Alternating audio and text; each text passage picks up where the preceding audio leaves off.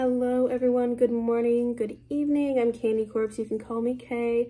Welcome or welcome back. Today I'm going to be doing another like taste testing type of video, like trying a new menu item. You guys seem to really like the last one I did with Wendy's, so this time I'm going to be trying the rolled chicken tacos from Taco Bell. I think that's what they were called. They kind of just look like taquitos. I got the 4-pack because they look small. Then again, if I don't like them, that's a bad idea, but I mean, I don't see why I wouldn't like them. Like, they should be fine. And then I also got the strawberry and cream freezy to try. And I did try a little bit of it in the car on the ride home because I just really wanted to try it, and I was kind of thirsty. But they didn't mix it, so it kind of tasted gross. So I'm gonna mix it and figure it out. But today I'm gonna be reading from a different subreddit than I normally read from. This one is going to be r/true scary stories. So similar to the other subreddit, it does have to be true stories, but it doesn't have to be paranormal. So like the other one I think is r/paranormal encounters is the one I usually read from. That is like strictly paranormal true stories, whereas this can be anything. It could be paranormal, crime, or it could just be something that made you uncomfortable. And I also just wanted to point out the crystals that I'm wearing today. By the time I film, I always like have things taken off. I'm like in my clothes that I'm going to bed with, I don't know. This is what I'm wearing. I'm wearing obsidian and quartz is my necklace. This is my Hades deity necklace. And then for bracelets, I have hematite, tiger's eye, and obsidian, which are all for like protection. And the quartz is just to amplify type of thing. And then this is a quartz and red jasper bracelet. Red jasper is more of like for grounding and stabilizing energy. And in some cultures, it is believed to be good for warding off negative spirits, negative emotions, things like that. I don't know which one that is. Get out of there. That's Simon. He does not leave them alone. I don't know what his deal is. And he doesn't hurt them, like it's fine, but he likes to watch them and it makes them uncomfortable. And it would make me uncomfortable too, but I'll just let him do his thing. Okay. Not a first try, but a second try. Look at him trying to get in there.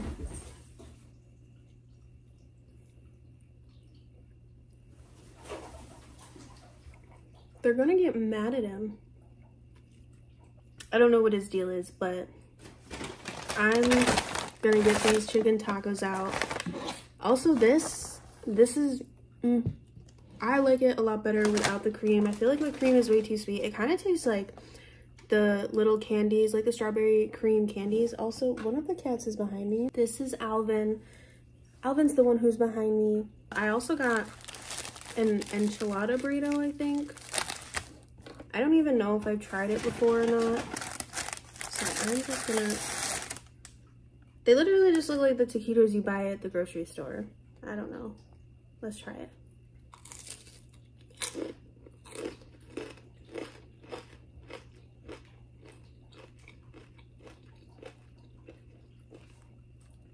Yeah, they're literally the same thing that you get at the store. I can't think of the brand right now, but I'm gonna put a picture of it right here so you see what I'm talking about. They taste just like that. I feel like that's just what they are, and they just like contact the manufacturer and they were like, hey, can we sell these?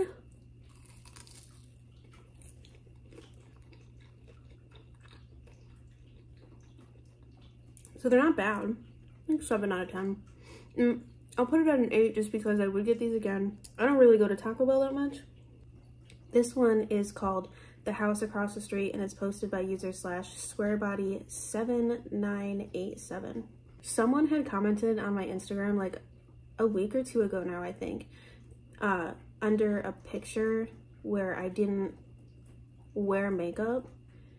My hair was kind of styled because I had just gotten out of the shower, so I had not really like a lot of product, but it was like my natural waves and then just some leave-in conditioner. So someone commented that I wasn't alternative because I didn't wear makeup in that picture, and I thought it was so funny because like I didn't wear makeup and all of a sudden I've never listened to like emo music in my entire life according to them. Anyway, back to the story. My wife and I spent years searching for a starter home. Finding the right home can be a difficult process in itself. but there were added factors of being on an extremely tight budget. I understand. I understand. And only qualifying for a type of loan that allowed rural housing only. That being the case, it was as if someone drew a large circle around most of the communities in our area on a map and said, you can't buy there. It was just as well as I at least preferred the quiet life of country living. Me too. One place in particular caught our interest. It was located in a small village called Wright, in the middle of Orchard County. This town consisted of one old church with a cemetery, a bar, and a smattering, I've literally never seen that word before, and a smattering of old houses. It seems perfect. We looked at the home and thought it would suit our needs nicely. The only catch was that the two current residents were technically squatting there. It's been a long time, so I don't remember the exact details, but I want to say they'd been renting from the actual homeowner and had just stopped making payments. Either way, this house would have to go through a short sale and the renters/squatters evicted before we would even be taking possession. It was a combination of being weary from looking for so long, having been through the full range of emotions while doing so, and thinking it was a really cool setting, but we decided to go for it. The current tenant seemed nice, so we thought the odds were on our side that they would leave peacefully and not trash the house. Fortunately, we had no issues there because we didn't make it that far. The listing agent was quite the eccentric and rarely returned calls placed by our agent.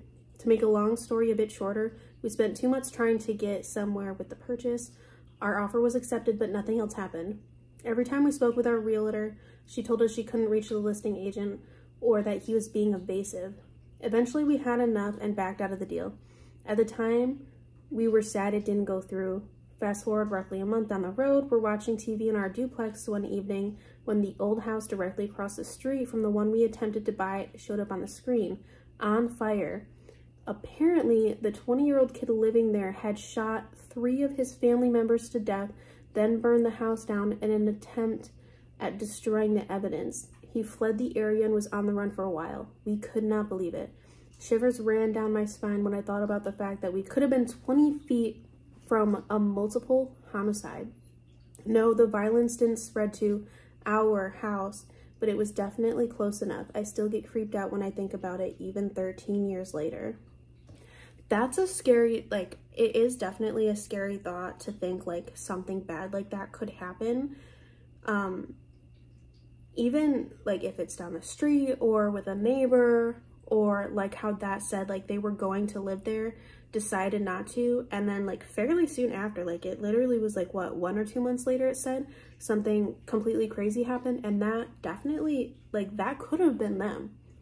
It really could have, and that's the scary thing. So this next one is titled, What She Found on Her Dad's USB, and this is posted by user Mick1812. It goes, so a few months ago, my wife tells me this story of a girl she knows here in our neighborhood. She lives with her parents, or at least used to, the girl that is not my wife. Anyways, one day she needed a USB, and remembering seeing one in her father's toolbox and thinking he must have forgotten it, free with some drill or something, she went to go get it. She slips it into her computer, hoping it works, and surprisingly finds files on it. She clicks on a one, and what she sees next paralyzes her to her chair. It's her dad, and he's looking into the camera and fidgeting with a button, trying to get something right, and behind him is her mother, quote, his wife, sleeping on the bed. Sitting on the chair, her hands begin to shake, and she intuitively understands something's not right about this. And when her dad goes over to the bed and starts taking the quilt off her mother and pulling down her panties, she puts her hand to her mouth. Oh no. That's fucked up. This is gonna be, it's something like that, even when consensual, is like horrifying to see as a child. Like, seeing your parents do something like that is definitely traumatizing, but to see something like that is just, that's fucked up. I'm not gonna tell you what happened next. It's no secret or anything. Everyone in this neighborhood subsequently found out, what with it having been uploaded to some obscure porn site and then making its way to other more known ones, but let's just say it wasn't good.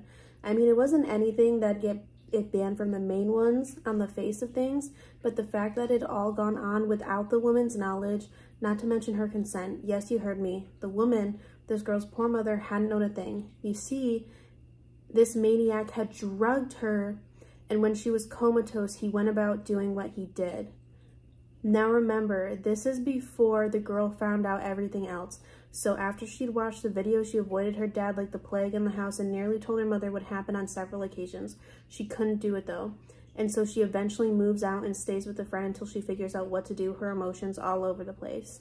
Well, she lasted about a week. I think it was because she finally told her mother what she'd found and seen. I don't know how the mother reacted, but I guess it wasn't good because they both took off to the cops and filed a complaint.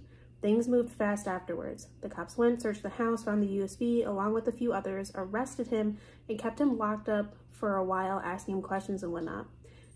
This gave the woman and her daughter enough time to pack some things and leave the house. They'd eventually move back into the house, but he came back first, and realizing his wife had gone, and the real reason why his daughter had left the week before, went into a mental rage, thrashing the house and breaking the windows and throwing everything out into the street.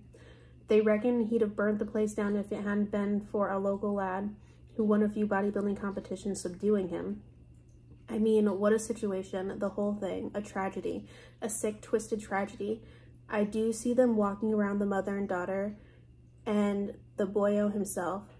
I don't know where he is. In the mental, I guess. That's crazy, bro. That's insane. I don't know how I would react if something like that happened. Like, if I'd found something like that, I would immediately tell the person, I would bring it, I would show them, I'm like, listen, you need to take this to the police. This is insane. But I would definitely I wouldn't wait. I definitely wouldn't wait because, I mean, that's her mom, so that's probably something that was really, like, scary. Because not only that, like, obviously, like, that's horrifying because you're seeing your mom being, like, used in that type of way and being victimized, but also seeing that your father is that type of person, your father's the predator who's doing all that, that must be absolutely horrifying. That's insane. Like, that's such a crazy, traumatic story, but it seems like the friend and her mom are doing better. So I'm glad that they're healing and I'm glad that they're feeling better because that whole thing is just insane. Anyway, thank you for watching. If you liked more scary stories that are like crime related rather than paranormal, or even if you like both, definitely give this video a like and subscribe so you can see more of my videos. So yeah, I think that's really it for this video. I completely forgot to film an outro for that video. I was so tired, but thank you so much for watching and I will see you next time. Bye.